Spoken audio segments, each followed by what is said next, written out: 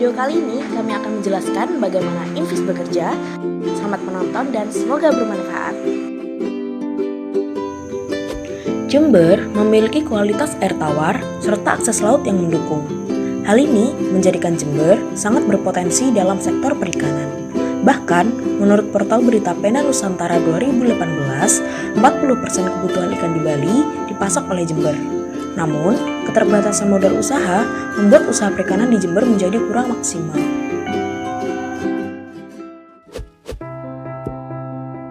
Invis hadir untuk mengatasi masalah modal yang ada dalam usaha perikanan. Modal sendiri didapatkan dari investor yang berminat untuk berinvestasi di sektor perikanan. Invis terbagi menjadi 3 platform, yaitu ada Invis berbasis website untuk para investor, Invis berbasis desktop untuk petugas Invis, dan Invis berbasis SMS Carryway untuk pengusaha. Assalamualaikum warahmatullahi wabarakatuh.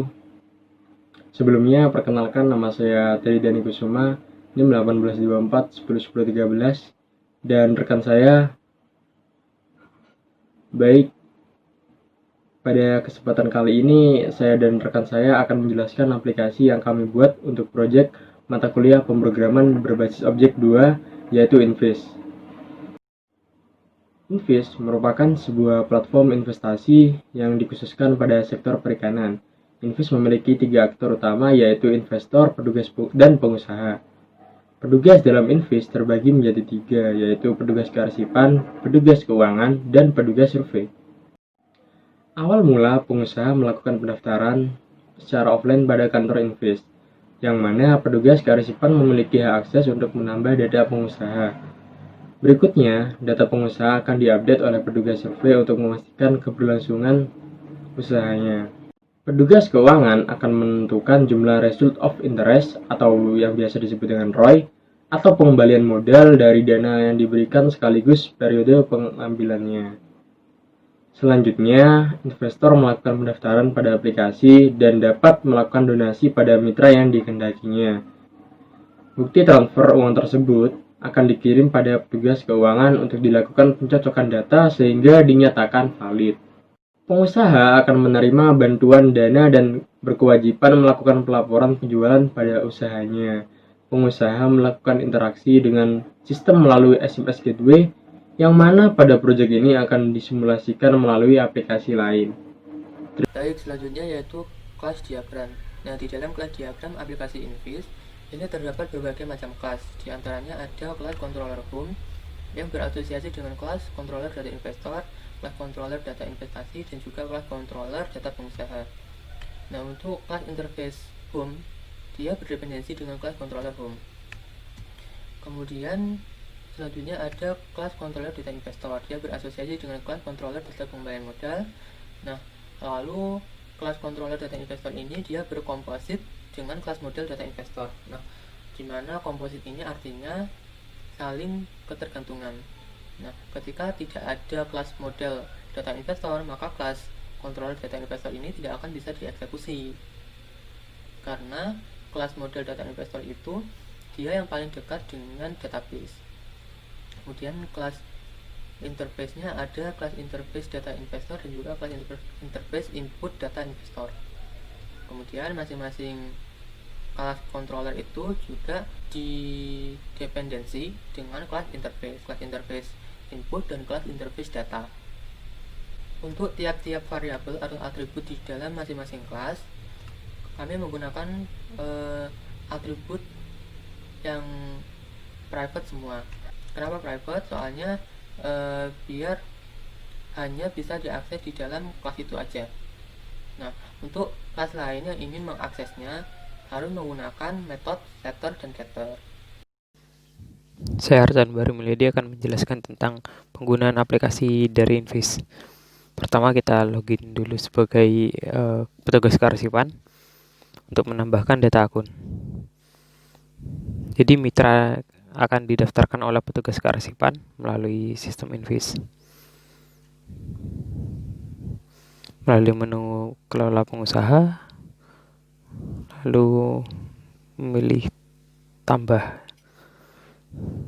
Seperti ini tampilan untuk menu tambah.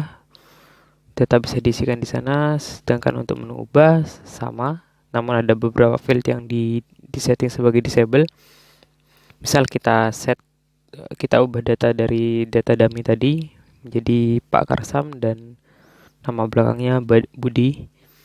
Untuk nomor telepon kita isi secara random,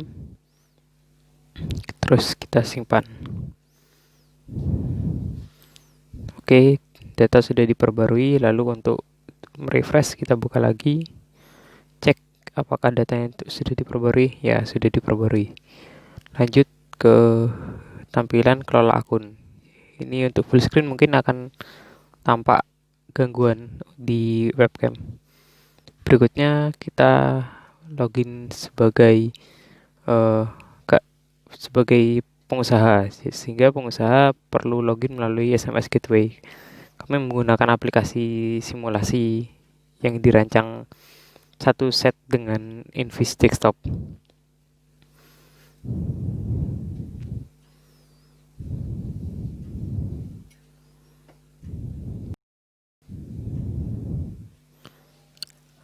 Tampilan SMS Gateway-nya akan seperti ini. Jadi pada menu pesan kita bisa mengisikan tujuan yang akan dikirim pesannya pada, yaitu penerima dari Invis. Berikutnya mengisikan format tambahan bantuan yang disediakan tadi. Misal pendapatan kita set, lalu jumlah jenis ikannya dan juga berat ikannya. Nanti ketika pesan ini dikirim, maka akan diterima oleh sistem Invis dan akan dijadikan query pada dari sistem SMS Gateway menuju sistem Invis, server Invis, lalu akan diberikan respon seperti itu. Berikutnya kita melakukan pendaftaran sebagai investor, yang mana untuk menu daftar sendiri ini langsung terset sebagai pendaftaran khusus investor. Misal kita isikan data investor, lalu dengan nama Roy. Untuk nomor teleponnya kita acak saja, terserah. Berikutnya Gmail investroy@gmail.com, password. Jadi password yang kita masukkan di sini nantinya akan terenkripsi. Untuk detailnya bisa nanti saya jelaskan lagi di bagian coding. Jadi ada respon jika kosong, itu untuk validationnya. Semua form sudah di set sebagai ada validasinya. Jika username dan password berhasil, maka akan di-direct kepada dashboard. Pada dashboard investor kita bisa melihat grafik yang serupa dengan petugas lainnya. Kita bisa menambahkan data transaksi atau data transfer, yang mana menunjukkan bahwa investor tersebut melakukan investasi pada pengguna tertentu atau mitra tertentu. Kita masukkan nominalnya, data-data lain juga. Sedangkan untuk bukti transfer kita bisa memilih icon dummy PNG agar pemrosesannya tidak berat. Misal icon.png, oke. Atau contoh lain bukti, oke. Kita cek pada petugas keuangan bukti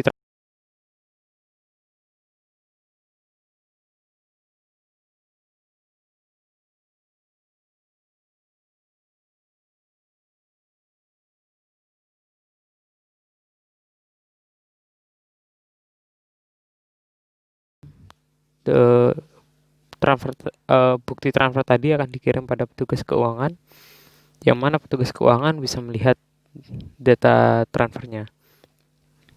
Namun terdapat kendala, yaitu loadnya cukup lama. Sebenarnya dari upload tadi itu bakal tersimpan pada app data yang ada di local disk C. Jadi konsepnya, gambar yang akan di-upload tadi itu akan disimpan secara temporer pada file txt. File tersebut itu merupakan hasil decode gambar menjadi base 64. Sehingga semakin besar gambarnya, maka semakin panjang string yang akan tergenerate. Begitu. Lalu juga kita pada pada app data tadi juga terdapat session. Session ini tersebut juga merupakan salah satu bentuk keamanan dan juga untuk memvalidasi apakah user yang telah login merupakan pemilik dari role tertentu.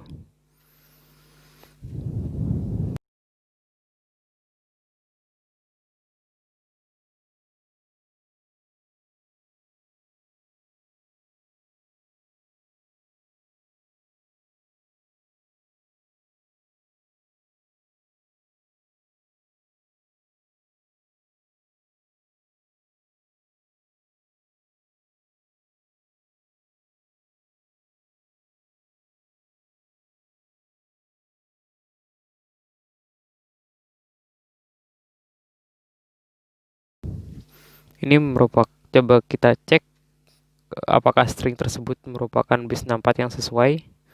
Kita bisa menggunakan aplikasi online. Untuk database yang kita gunakan juga menggunakan database server dan bukan merupakan localhost. Sehingga aplikasi ini bisa dicek atau digunakan secara langsung tanpa menggunakan instalasi. Ini contoh hasil rendering base64-nya. Untuk gambar lain mungkin lebih lama terload. Seperti gambar yang tadi di read secara online belum terload. Sekian, berikutnya lanjut pada kode sumber.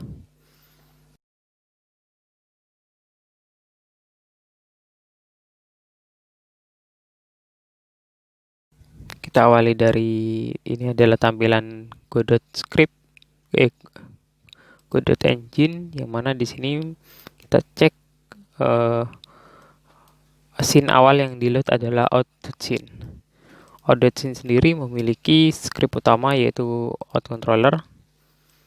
Pada out.controller kita perlu menginisiasikan node yang bernama dbConnection. dbConnection sendiri saya buat memiliki fungsi sebagai berjenis HTTP request, yang mana di dalamnya terdapat fungsi untuk mengkoneksikan dengan API dari server. API server sendiri sudah saya lampirkan dokumennya pada berkas yang kita kumpulkan. Di sini terdapat metode handle request, read session, push session, dan sebagainya. Pada handle request merupakan fungsi untuk mengirim data pada server dengan jenis metode get dan post.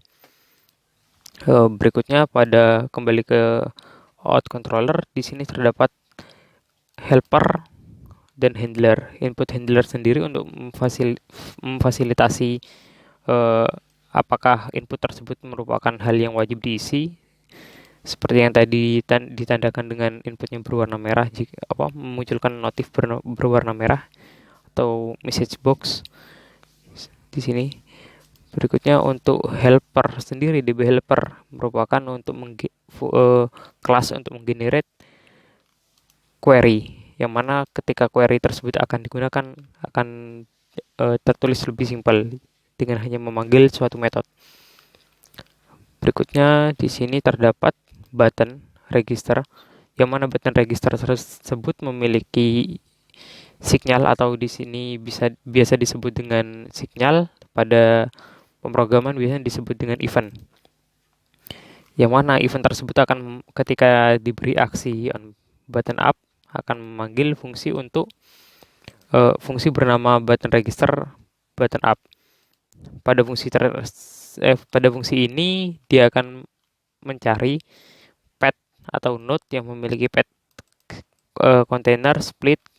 Kita bisa telusuri dari sini, split dari container, split, terus rside, dan seterusnya sampai hingga pada path-nya akan disambungkan di sini untuk mencari inFname.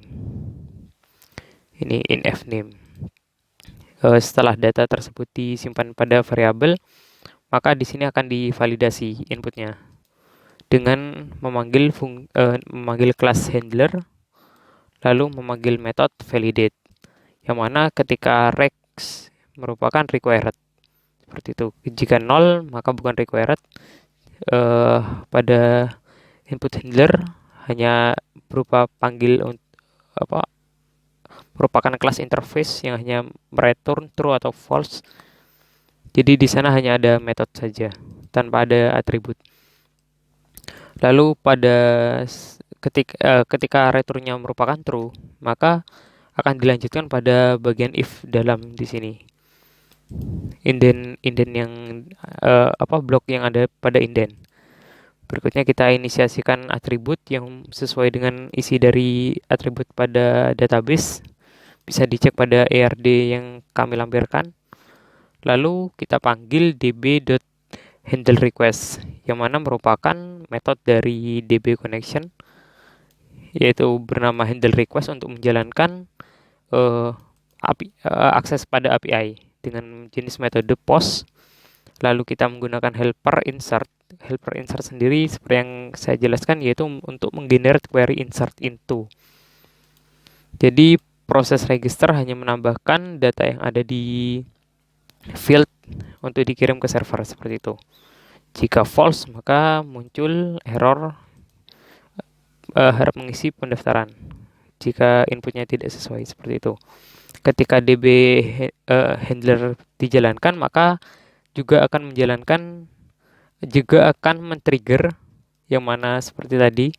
Di sini ada sinyal yang menuju ketika request complete, maka akan terpanggil fungsi request complete.